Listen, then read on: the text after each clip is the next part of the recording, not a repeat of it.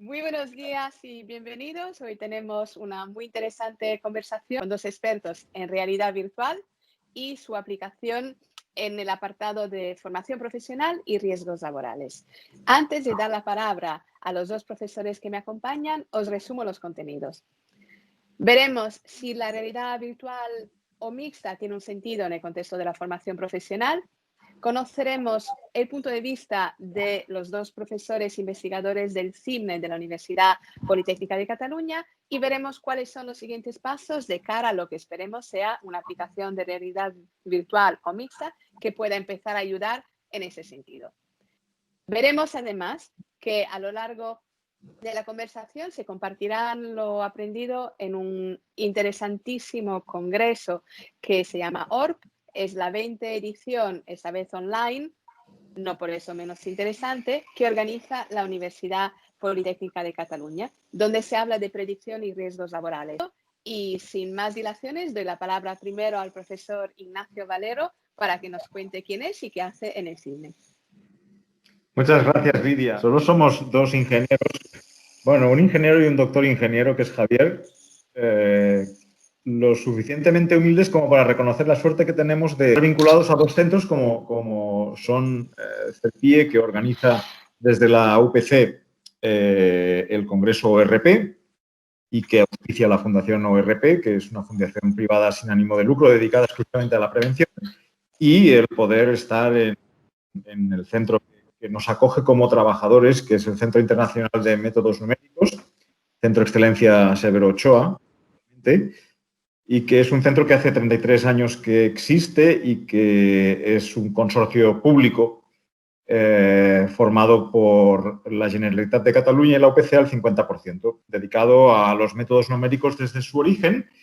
Y, bueno, pues claro, métodos numéricos y tecnología han ido de la mano y, por lo tanto, bueno, pues algunos investigadores hemos trabajado o estamos trabajando en líneas que están en rabiosa, digamos, actualidad, entre otras cosas porque los sectores nos lo demandan, ¿no? Digitalización en infraestructuras es un ítem clave, absolutamente. Javier, te damos la palabra.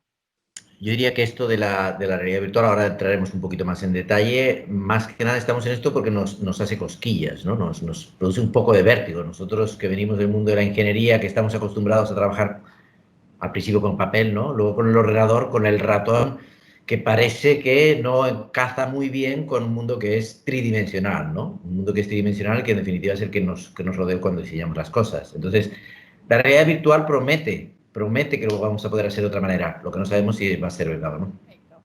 Vamos ya en materia y veamos, según vuestro punto de vista, empezando con Ignacio, cómo puede ayudar la realidad virtual en lo que es el entrenamiento profesional y o riesgos laborales. La frontera entre esos dos campos es delgada, porque en el fondo buscamos una transmisión efectiva de conocimiento.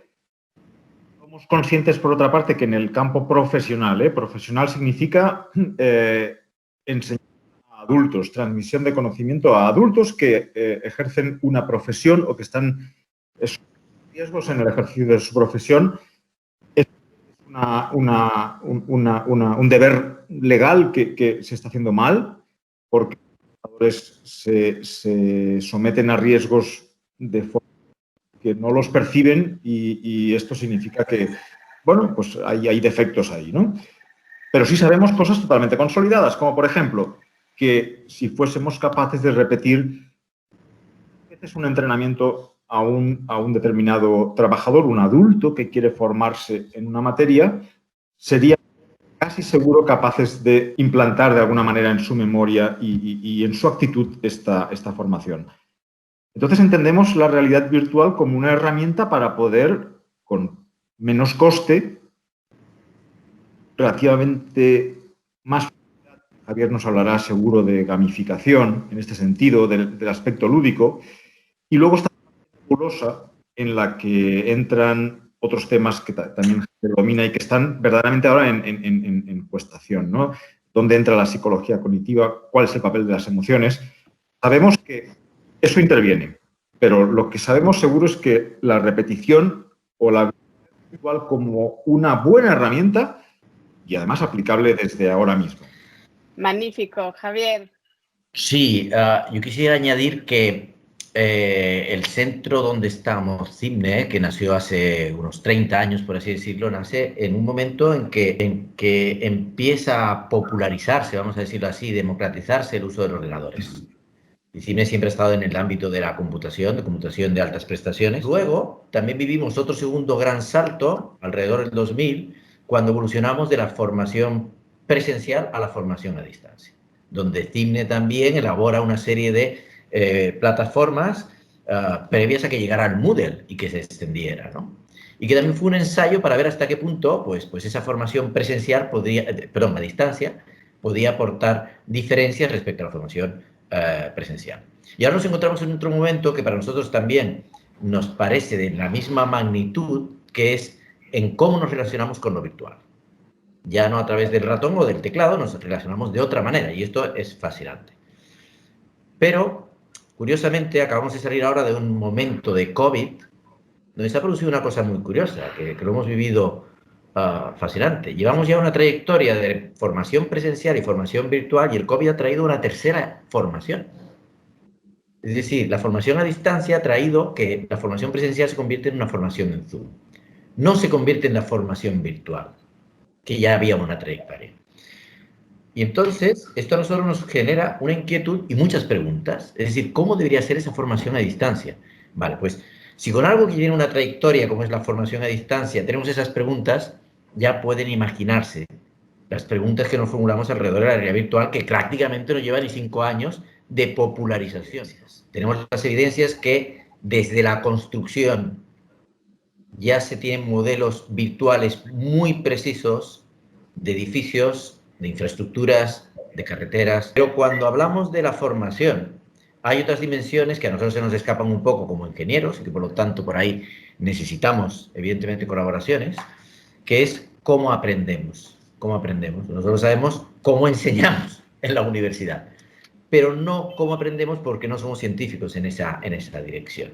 Y en eso hay que ser muy respetuoso y muy cauteloso, porque las cosas pueden ser contraproducentes, ¿no? Entonces, si también hay debates cuando vamos a la realidad virtual que se está apoyando en toda la tecnología que ya venía de los videojuegos, ¿cuántos más debates van a haber también sobre la realidad virtual? Pues todo esto es lo que queremos juntar, colocar, poner todo en común en píldoras formativas a través de esas experiencias de realidad virtual, que ya gracias a la digitalización de las obras nos van a proporcionar modelos muy detallados y muy ricos, y ver qué pasa.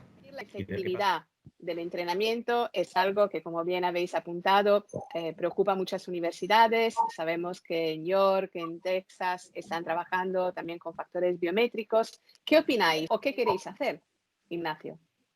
Bueno, estamos sujetos a la tiranía de nuestros números, por así decirlo, nuestros números económicos, en el sentido de que CIMNE es un centro que ha trabajado en mucha profundidad el software, la creación de modelos, en particular en materiales, por ejemplo, ecuaciones constitutivas y otras materias afines. El laboratorio nos cuesta relativamente bastante llegar a acuerdos con otros centros, otras universidades, laboratorios, empresas. Hemos hecho propuestas de proyecto, pero no tenemos los recursos para hacerlo. Por lo tanto, sería una herramienta excelente poder colaborar con alguna de estas universidades que hemos de poder medir la efectividad. Pero podemos salir a hacer formación ya con las herramientas que tenemos. ¿Cuándo creéis que podrá haber una primera aplicación de realidad virtual o mixta desde CIMNE? Depende de la definición que le demos. Es decir, hasta ahora todo lo que hemos ido trabajando, lo hemos ido trabajando para ir adquiriendo capacidades y para ir aprendiendo sobre lo que da de sí la realidad virtual. Después de este estudio exploratorio, lo que estamos efectivamente planteándonos es cómo desarrollar ya experiencias para terceros. Desde algo muy sencillo como podría ser un recorrido por la obra que permita a los trabajadores conocerla, pero es que a nosotros lo que nos interesa es que los trabajadores cuando vayan a recorrer la obra no lo consideren caray, aparte de tener que ir al trabajo, voy a tener ahora que dedicar tiempo a casa para recorrer la obra. El objetivo es más bien que cuando los trabajadores se enfrenten a una experiencia de este tipo, lo hagan y lo pasen bien, como con los videojuegos. La gamificación es sin duda un elemento de los que más está teniendo auge y relevancia en ese contexto. Hablamos tanto de recorridos para poder anticipar la llegada virtual a un puesto de trabajo que están utilizando sobre todo muchas cadenas hoteleras en Estados Unidos, a la propia DHL que está formando a sus expertos en logística para que puedan mejorar el proceso de empaquetado y ahorrar así muchos recursos, y un largo sinfín de ejemplos. Gamificar, pero al mismo tiempo motivar y que las empresas también den un tiempo para que esa gamificación y ese entrenamiento pueda ocurrir, ¿verdad? Decías, Javier, que si alguien tiene que ir a la obra, ese recorrido, pues igual lo tiene que hacer dentro de un horario laboral, pero lo importante es hacerlo para que al llegar sea más eficaz. Yo añadiría una cosa más, si me permitís. Hablabas de empresas implantando experiencias. Bien, si tú cruzas la población activa mundial con riesgos más notables en todos los sectores, tienes una masa crítica de usuarios de aproximadamente 2.000 millones de personas.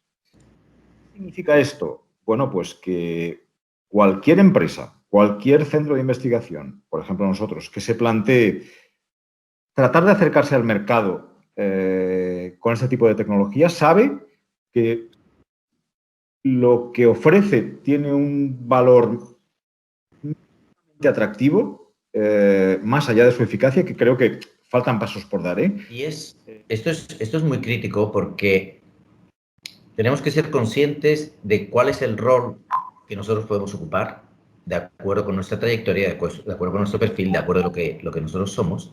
Nosotros no podemos perder de vista que nosotros somos un centro de investigación. Nos acercamos a la innovación, nos intentamos acercar a las empresas porque entendemos que tenemos que estar al servicio del tejido productivo. Precisamente en la conferencia de ORP que se hizo la semana pasada, la investigadora Mar González, trabajando con el Microsoft, hizo un repaso espectacular a las líneas de investigación. Entonces, realmente uno se queda muy asombrado de todos los detalles que va comentando. Pero está a nivel de investigación. El momento en que se tiene que llevar a producción, pues requiere otro tipo de esfuerzos, ¿no? Y requiere otro tipo de alianzas. Es muy interesante lo que comentáis, porque efectivamente es cuando convergen los ejes de los expertos en un ámbito concreto, vuestra capacidad de cálculo. Poníamos antes ejemplos de si hay que hacer una formación sobre evacuación o sobre incendios, vosotros tenéis muchos cálculos que pueden aportar todo el rigor estadístico a ese ámbito. Pero tiene que haber también la involucración de la empresa para que esto pueda tener luego una aplicación en un paquete que se productice, que se lleve a cabo. Y efectivamente, Mar de Microsoft nos impresionó con su recorrido, con todas las preguntas que los centros de investigación se tienen que hacer, pero afortunadamente ya estamos viendo aplicaciones, quizás sobre todo en el sector médico, donde se está poco a poco comprobando la eficacia de esa repetición, de esa conexión emocional, y que se están consiguiendo resultados. Yo diría que desde la prudencia, pero también desde la convergencia, estamos en un momento totalmente inspirador y estamos seguros de que conjuntamente, ojalá que HP también pueda colaborar, podremos investigar y conseguir alguna aplicación.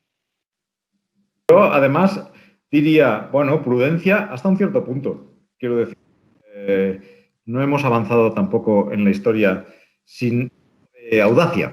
No voy a decir imprudencia porque no es la palabra, pero un poco de audacia sí. Tenemos que ser audaces y intentar escalar las montañas.